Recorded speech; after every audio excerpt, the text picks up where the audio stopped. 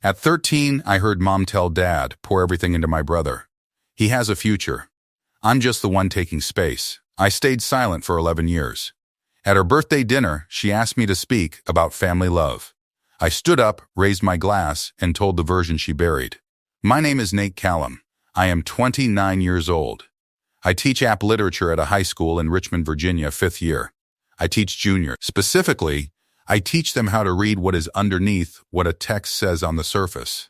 Subtext, the gap between what an author puts on the page and what they are actually communicating, what they chose not to include, and why. I wear the same jacket to most formal events. Dark navy, bought secondhand, fits well. Inside pocket on the left, there is a folded page. Has been there since yesterday morning. I will get to that. My apartment is on the 3rd floor of a building 6 blocks from school. Books stacked on the kitchen counter. Student essays in a folder by the door. A coffee mug that has been washed so many times the school logo has faded to a ghost. I built this without assistance. Nobody co-signed the lease. Nobody covered the first and last month. Nobody called to ask if I had enough for groceries in October of my first year when I did not. I mention this not as accomplishment, but as context, because context is what this story is actually about. My principal, Wes Okafor, approved my app curriculum 2 years ago after 2 years of rejections from his predecessor. When he finally signed off, he stopped me in the hallway after the meeting and said, "The best teachers give students permission to say the hard thing." He was talking about the curriculum. He was talking about what I teach my students to do with literature. I wrote it down when I got back to my classroom.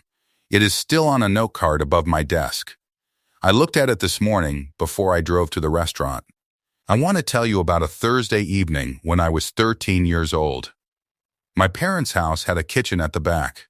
From the hallway, you could hear everything said in that kitchen if the house was quiet, which it was most evenings after 8 o'clock. My father would be at the table with paperwork or a magazine. My mother would be at the counter or standing near the window the way she stood when she was talking through something important.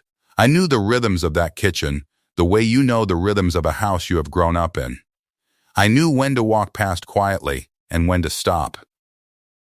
I stopped on a Thursday in November because I heard my mother say my brother's name.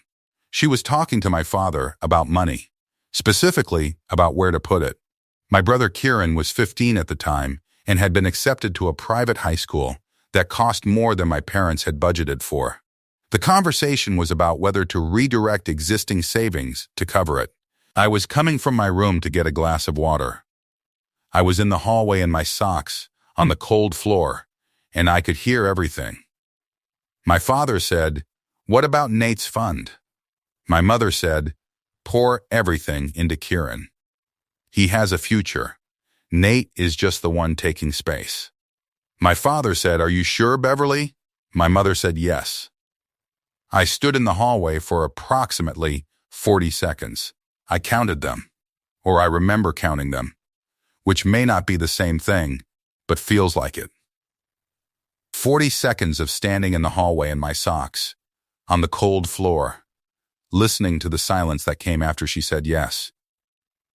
Then, I went back to my room without the glass of water, and I sat on the edge of my bed, and I thought about what I had heard. I was 13 years old, and I understood it completely. Not the finances, the classification. She had put me in a category. The category had a name. The category was not worth the investment.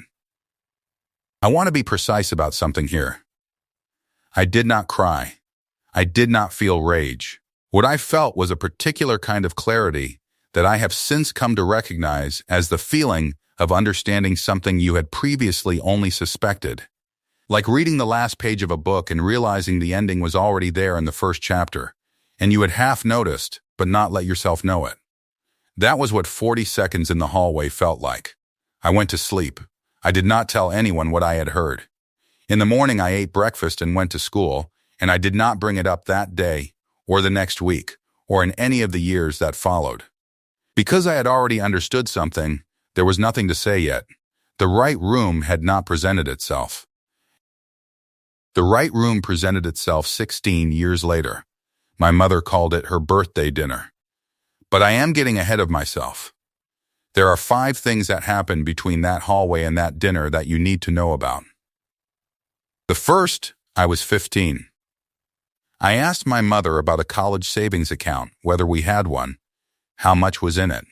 She looked at me in the way she looked at things that required management rather than answers. She said they were still working things out. 2 weeks later, she paid for Kieran's summer music program without discussion. The program cost $1,100. I heard about it from Kieran himself. He mentioned it the way people mention things they do not think require mentioning. Which is to say, he mentioned it as a fact rather than a decision and did not look at me while he said it. I said, "That sounds like it will be good." He said it would be. We watched television for the rest of the evening. Neither of us said anything else about it. The second, I was 18. I had applied to a university out of state without telling my parents until after I was accepted. It was 4-hour good school. Rigorous English program. I had wanted it badly enough that I had not spoken about it, because I had learned by then that speaking about what you want invites other people's opinions about whether you should have it. I showed my mother the acceptance letter on a Saturday morning while she was making coffee. She read it once. She set it on the counter. She said, "We can't support that financially." I told her I had looked into loans. She said the distance would be hard on the family. I said it was 4 hours. She said it wasn't practical. The following semester, Kieran's in-state university tuition was paid in full. $17,400. I know the exact amount because I helped my parents organize their financial documents 3 years ago, and I read everything I was handed. I was scanning pages into a drive for 2 hours. The tuition invoice was in a manila folder with his name on it in my mother's handwriting. I scanned it. I put it back. I drove back to Richmond that evening and sat in my car in the parking lot of my building for a while before going inside. I was not angry. Anger was not the right instrument for what I was feeling. What I was feeling was something more like mathematical. An equation I had suspected was correct had been confirmed. That night, I took the book off my shelf, the one I had bought at 18, for a program I never attended. I sat with it for a while. I did not read it. I just held it the way you hold something that represents the version of your life that did not happen. Then I put it back. The bookmark was still at page 12. I had not moved it in 5 years. I did not move it that night either. The third, I was 21. My car needed a repair that cost $400 and I did not have $400. Not without clearing out the savings I had started 6 months earlier. I called home on a Tuesday afternoon. My mother answered.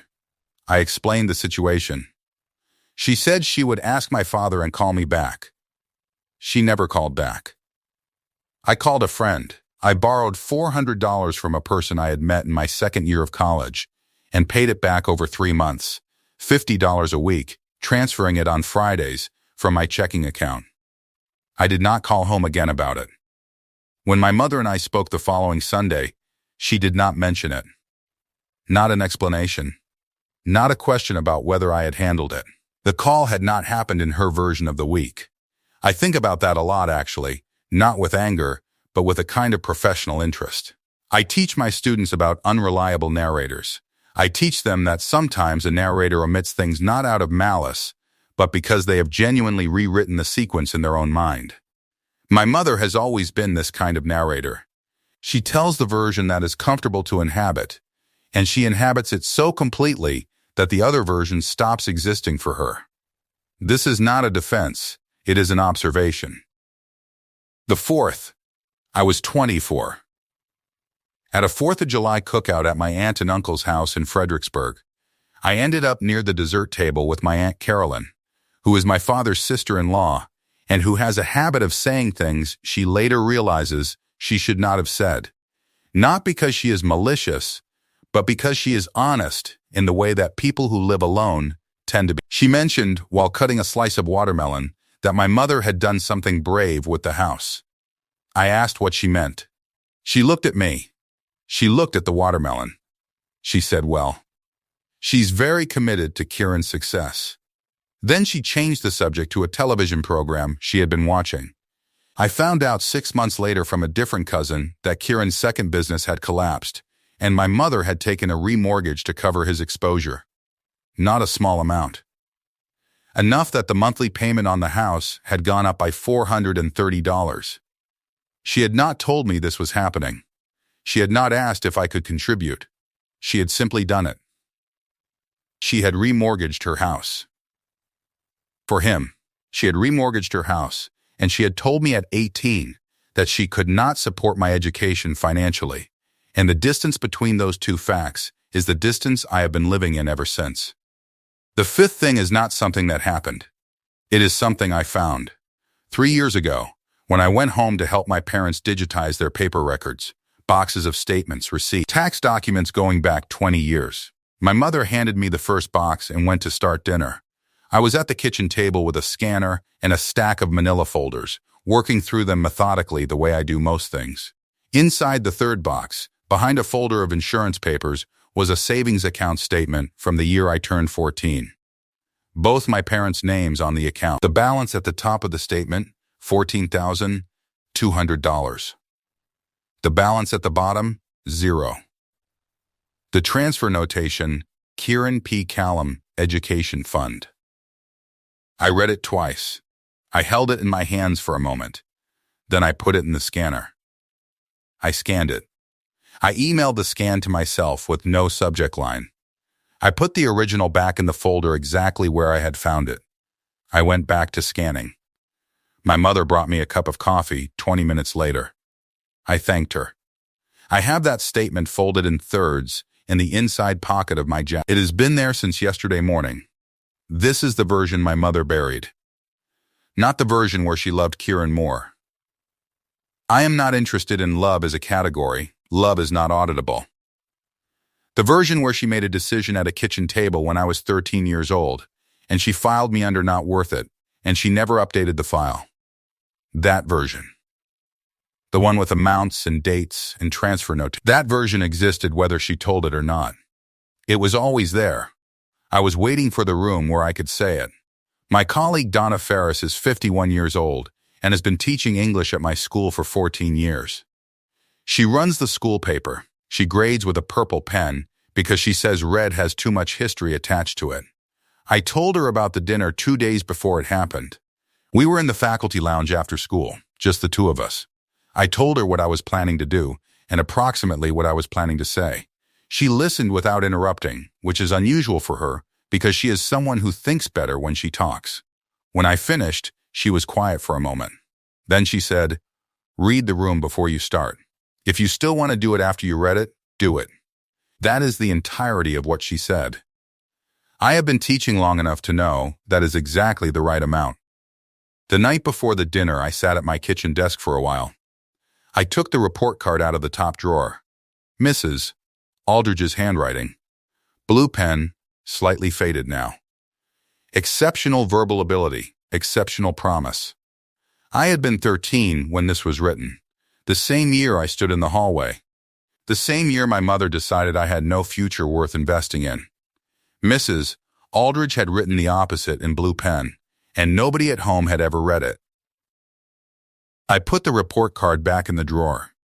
Then I took the book off the shelf. The one with the bookmark at page 12. I read past the bookmark for the first time in 11 years. I read 4 pages. Then I put the book face down on the desk, open to where I had stopped, and I took the folded statement out of the drawer and put it in my jacket pocket, and I went to bed. The dinner was a Saturday in March. My mother's 64th birthday, a steakhouse outside Richmond, private dining room. She had reserved the room 8 weeks in advance, 26 guests. The kind of event she spent 2 months planning, because the event itself was the point, the image of a family gathered in her honor, organized by her, run according to her sense of how things should go. She called me 3 weeks before to ask if I would give the toast. She said I had always had a way with words. She said it warmly, surface warm, structured underneath, the way she said most things. I said, of course. I said it without hesitation. 2 weeks before the dinner, my cousin Alicia texted me to say she was looking forward to hearing what I had prepared. She said my mother had mentioned to several people that I was giving a beautiful tribute. My mother had pre-promoted the toast. She had told people what it would be before I had given it. The assumption was so complete she had narrated it in advance. I arrived at the restaurant at 6:45. Dinner was at 7. I sat in my car in the parking lot for 8 minutes. I was not nervous. I was reading the room before I started, the way Donna had said. I was running through what I knew. 26 people in that room, most of whom had been living inside my mother's version of our family for decades. They knew Kieran as the one with the ideas, the energy, the ventures. They knew me as the quiet one who taught school and showed up at holidays and did not say much. They had been given a version, and they had believed it because nobody had offered them anything else. I thought about my third-period juniors, who are mid-unit on memoir right now. We have been talking about whose version of a story gets preserved and why. Who controls the narrative? What happens when the version that gets told is not the version that happened? I thought about what I tell them, which is this.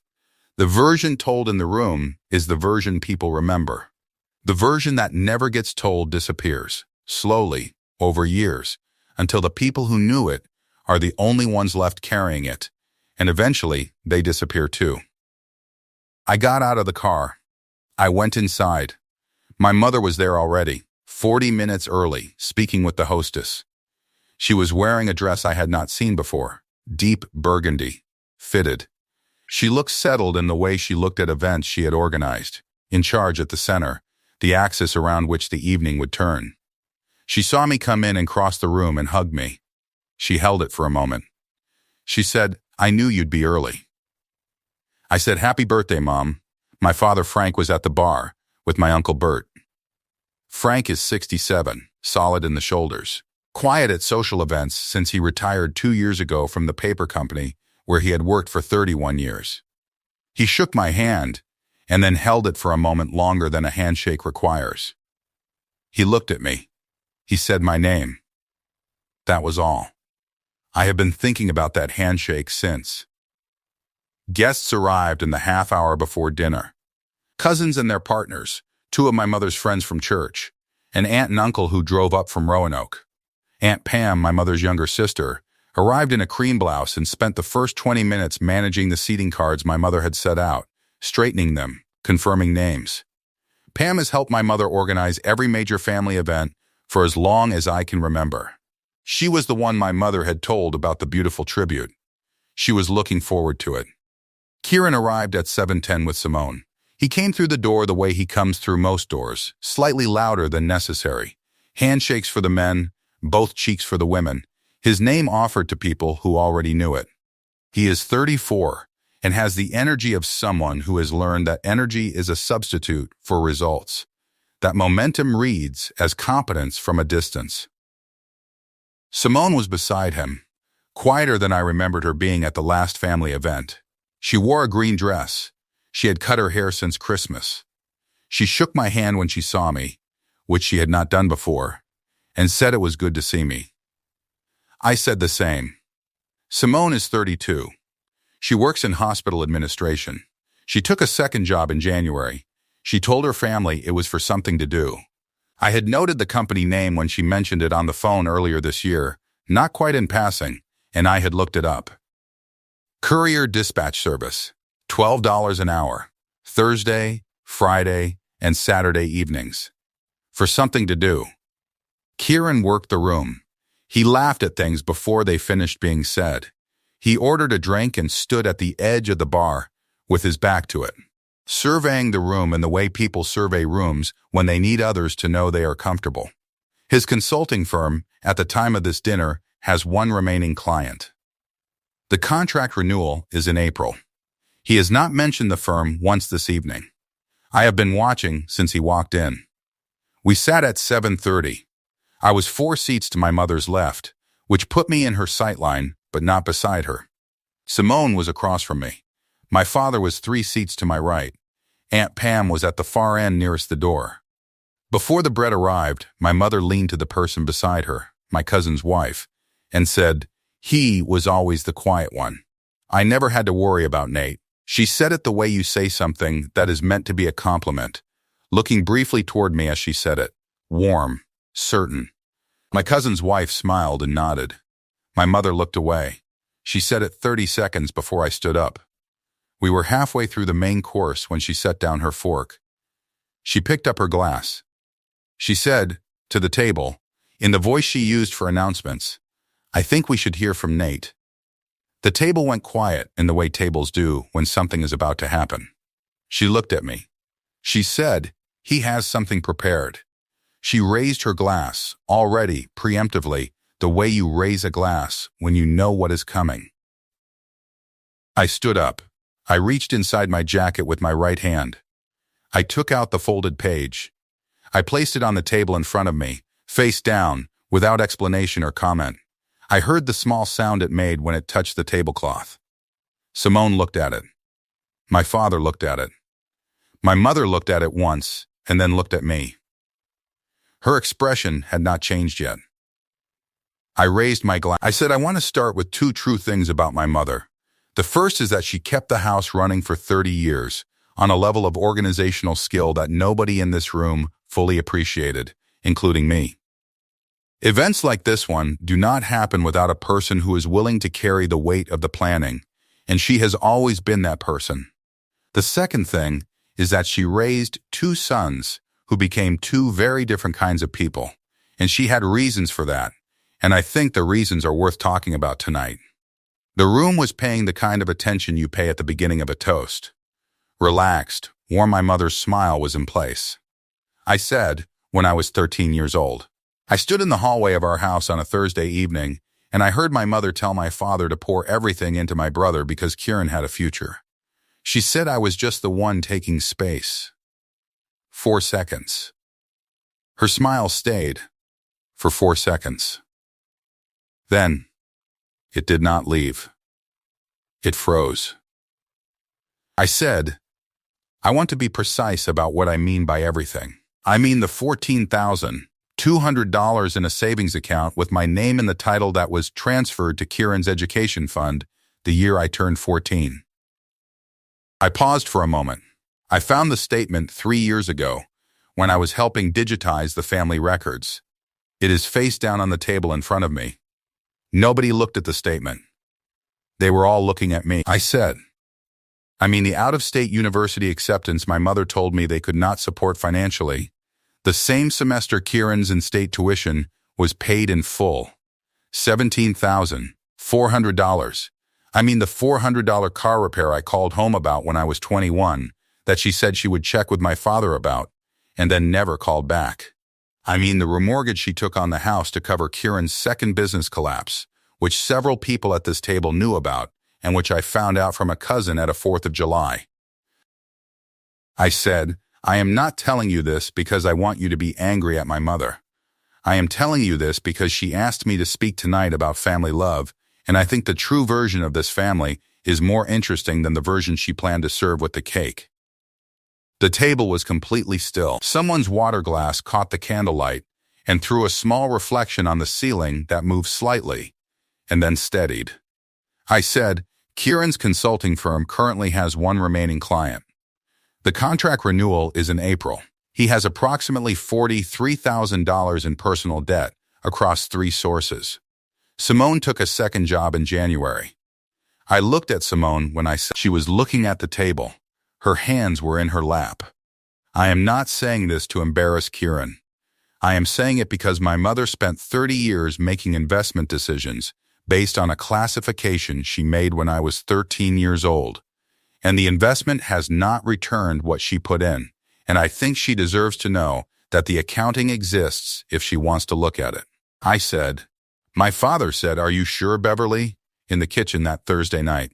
She said yes. He complied. I looked at Frank. He was looking at his hands. His fork was on the table beside his plate, exactly where he had set it when I began. "I do not think you were wrong to ask. I think you were just the only one who did." I said, "I built what I have without assistance. I did that alone." I am not complaining about that. I am stating it because it is true, and because the true version of a story is always more interesting than the version someone decided to tell instead. I reached down. I picked up the folded page. I unfolded it once. I placed it on the table face up. The room could see the account name. The year at the top. The balance, $14,200. The balance at the bottom, 0. The transfer notation, Kieran P. Callum Education Fund. I raised my glass. I said to the version of this family that actually happened. And to my mother, who gave me the room to say it. I drank. I sat down.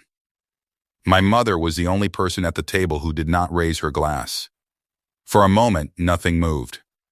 Then Aunt Pam stood up from the far end of the table, pushed back her chair carefully, and walked to the bathroom with her handbag on her arm.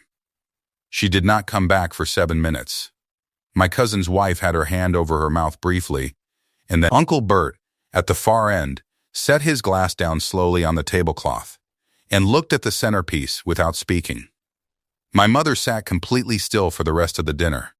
Her smile had resolved into something else, not anger, not tears, just the face of a person going through the motions of a birthday dinner after the birthday dinner had become something entirely different. She accepted the plate of dessert when it came. She spoke in short sentences when people spoke to her. She did not look at me again. Kieran talked to the person on his left through most of dessert. I could not hear what they were saying. Simone, across from me, looked up once when the coffee was being poured and met my eyes for a moment. She looked away first. I am not sure what was in her expression. I have thought about it since, and I still am not sure. My father found me by the coat room when people were beginning to leave. He came across the room and he stood beside me, and he did not say anything. He put his hand on my shoulder for a moment. Then he went to find my mother. I drove home alone. I arrived at my apartment at 11:15. I hung up my jacket. I put the folded statement on my kitchen counter and looked at it for a moment. I made tea.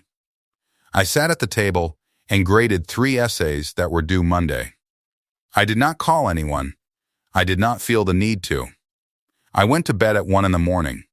I picked up the book from my desk before I turned off the light, the one I had bought at 18. The bookmark was gone. I had moved it 4 pages forward the night before and not put it back. I set the book on the nightstand. I turned off the light. I am not going to tell you I slept peacefully. I am going to tell you I slept. If you are still here, I want to say something before we get to what happened after. I almost did not bring the statement. I almost decided the words were enough, that I could tell the version she buried without the physical evidence, that a room full of people who had known my mother for decades would believe me on the strength of the account alone. I drafted the toast 4 times. The first 3 versions did not include the document. The 4th did, and the 4th was the right one. And the reason is something I tell my students every year during the memoir. Some truths need a witness. Not for the person who buried them. For everyone else in the room who has been half believing the version they were given. The document was not for my mother. My mother knew the numbers. The document was for 25 other people at that table who had been living inside her version of our family for 30 years and deserved the chance to see the other one laid flat on a white tablecloth under the light. I am going to tell you what happened in the weeks after. But first, if this story is sitting with you in a particular way, subscribe. Because the next story involves what my brother's wife texted me 6 weeks after that dinner, and it changed how I understood a part of this I thought I had already understood. The morning after the dinner, my mother called my phone at 8:47. I was in my kitchen with my first coffee, reading the news. I watched the screen until it stopped ringing. She left no voicemail. I set my phone back on the counter and finished my coffee. Kieran did not call. I had not expected him to. 2 weeks after the dinner, my father called on a Sunday afternoon. We talked for 15 minutes, mostly practical, his garden, a windowsill that needed replacing, a book he had been given for Christmas and had finally started. He did not mention the dinner directly. At the end of the call, he said, "I want you to know, I heard you." I said I knew. He said okay. We said goodbye. 6 weeks after the dinner, a Tuesday evening, I received a text from Simone. One sentence. I want you to know I didn't know. I sat with that for a moment. I thought about whether I believed it. I do believe it. A person who knew would have been protecting something, and what I saw on Simone's face during the toast was not the face of a person protecting something. It was the face of a person watching the floor shift. I wrote back, I know. She wrote back, okay. We have texted occasionally since. Nothing heavy. She asks about teaching sometimes. I ask about nothing, because there is nothing I can ask about yet that would not require her to lie or to tell me more than she is ready to say.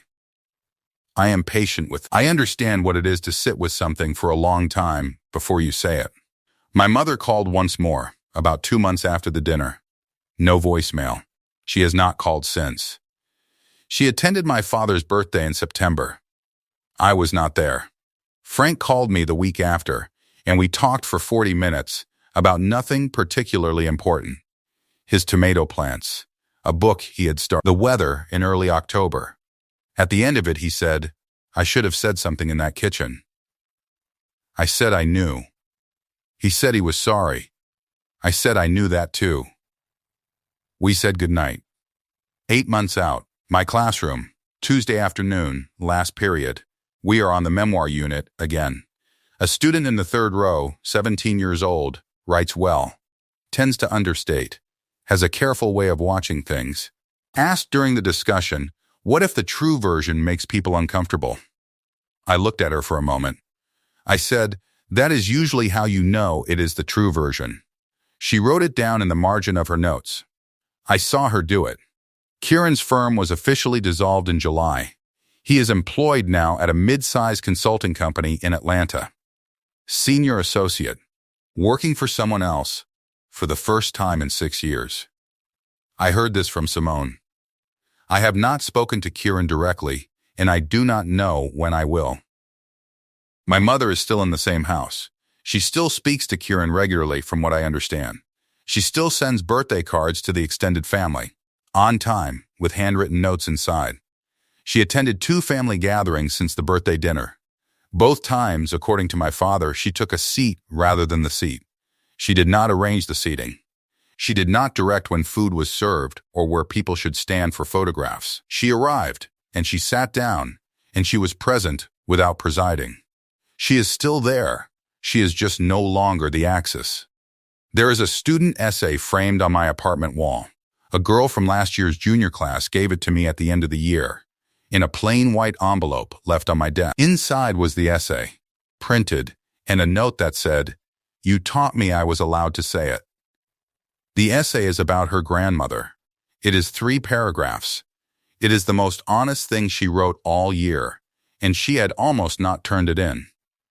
On a previous draft I had written in the margin, "The true version is always more interesting than the safe one." She turned it in.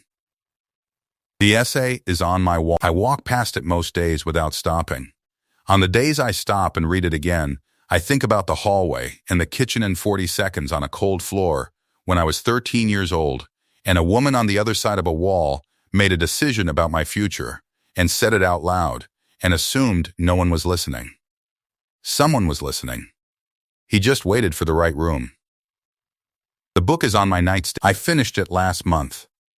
It took 11 years and 1 dinner and a bookmark I finally stopped replacing.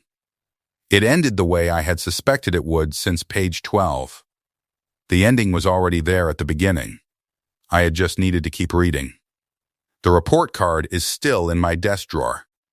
Mrs. Aldridge's blue pen. Exceptional verbal ability. Exceptional promise. I take it out sometimes for the students who need to see it.